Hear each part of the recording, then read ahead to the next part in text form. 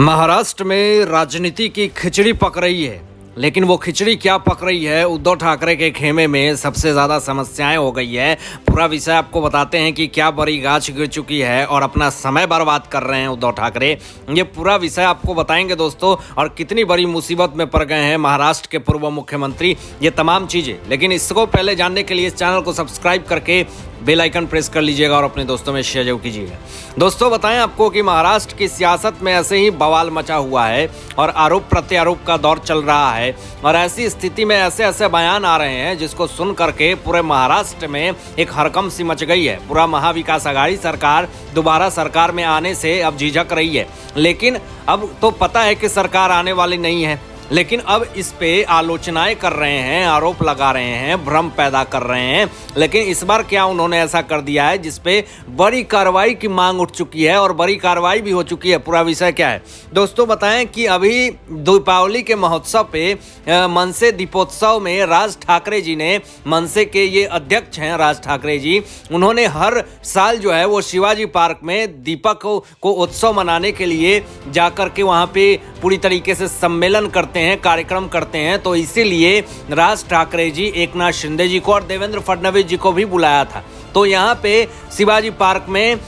दिवाली महोत्सव के मौके पे शुभ अवसर पे राज ठाकरे जब बुलाते हैं शिवाजी पार्क में, तो देवेंद्र फडणवीस जी और एकनाथ शिंदे जी दोनों वहाँ पे मौजूद होते हैं। अब दोनों को वहाँ आने के बाद सियासत पूरी तरीके से गर्म हो गई। लोग अब अलग अलग तरह का कयास लगा रहे हैं, लेकिन इस पे रामदास अठावले जी का भी बहुत बड़ा बयान आ गया। लेकिन पहले आपको बताएं कि जो दिवाली दीपोत्सव में राज ठाकरे जी से मिलने पहुंचे सम्मेलन में एकनाथ शिंदे जी और देवेंद्र फडणवीस जी, तो विपक्ष के लोग कहने लगे कि अब भाजपा और शिंदे शिवसेना उसके बाद मन से ये तीनों महागठबंधन करने वाली है।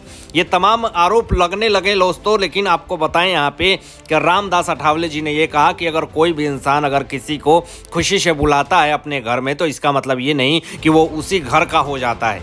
अगर राज ठाकरे जी ने बुलाया है अगर एकनाथ शिंदे जी को दीपोत्सव में और देवेंद्र फडणवीस जी को, तो इसका मतलब ये नहीं कि ये पूरी तरीके से महागठबंधन है। दोस्तों ये तमाम चीज़ें जो भ्रमित करने की कोशिश करी जा रही है, ये कहीं ना कहीं अपने आप में बहुत बड़ा सवाल खड़ा पैदा करता है कि क्या उद्धव ठाकरे को सबसे ज़्यादा मिर्च लग रही है? क्या उद्धव ठाकरे जो हैं वो इस सब समझ नहीं पा रहे हैं? क्या उद्धव ठाकरे जो हैं वो एकनाथ शिंदे जी और देवेंद्र फडणवीस जी की जो घनिष्ठता है उसको देख करके अंदर ही अंदर जल रहे हैं, भुन रहे हैं? ये तमाम चीज़ें जो हैं वो सवाल तो कहीं ना कहीं अपने आप में पैदा हो रहा है।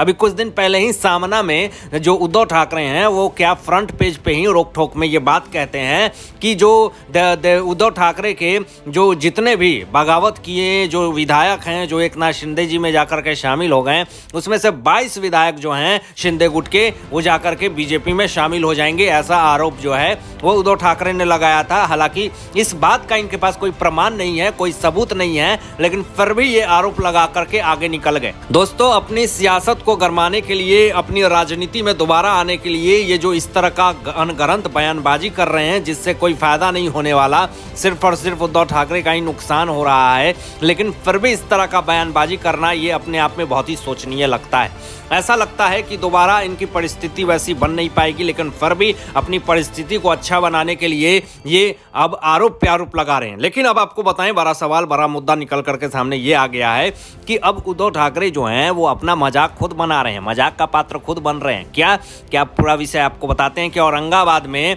ये बाढ़ पीड़ितों से, किसानों से मिलने के लिए पहुंचे हुए थे।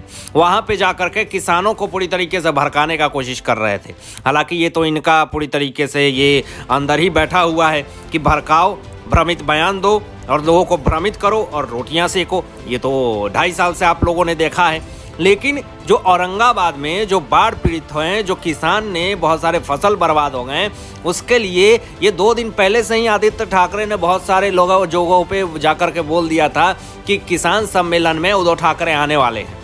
तो वहां पे पहुंचे दोस्तों, तो वहां पे क्या बवाल खड़ा हुआ? वहां पे बवाल ये खड़ा हुआ कि मात्र 25 मिनट तक उद्धव ठाकरे किसान जो पीड़ित हैं, जो पूरी तरीके से बाढ़ पीड़ित हैं, जो जिन्होंने बहुत सारे फसल को खोया है, उससे मात्र 25 मिनट मुलाकात करते हैं और मीडिया से 45 मिनट तक मुलाकात करते हैं, मीडिया से 45 मिनट तक बात करते हैं।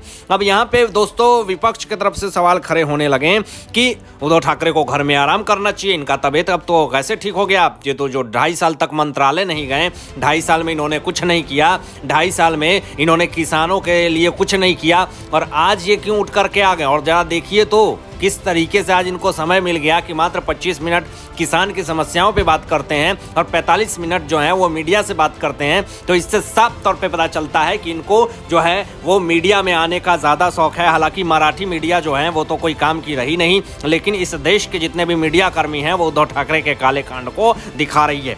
अब आपको दोस्तों आगे ये भी बताते हैं कि आपको याद होगा कि महाराष्ट्र के मुख्यमंत्री उद्धव ठाकरे जब थे तो देवेंद्र फडणवीस जी और प्रवीण दरेकर जब किसानों से जाकर के मुलाकात करते थे और किसानों की समस्याओं का हल करते थे, तो उस वक्त यही उद्धव ठाकरे क्या कहते थे आपको बता दें कि ये कहते थे कि ये लोग के करने से कुछ नहीं होता, मैं तो घर बैठे ही सारे काम करवा देता हूं, किसानों की समस्याओं को हल कर देता हूं। क्या ये महाराष्ट्र के मुख्यमंत्री जो अभी पूर्व हो चुके हैं, क्या ऐसा बयान होना चाहिए?